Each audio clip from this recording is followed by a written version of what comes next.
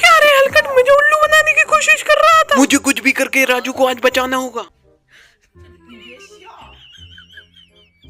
राजू भाई जल्दी आ जाओ मीटिंग में, गांव के लोग आपको बुला रहे हैं। जरूर ये शाम का प्लान होगा।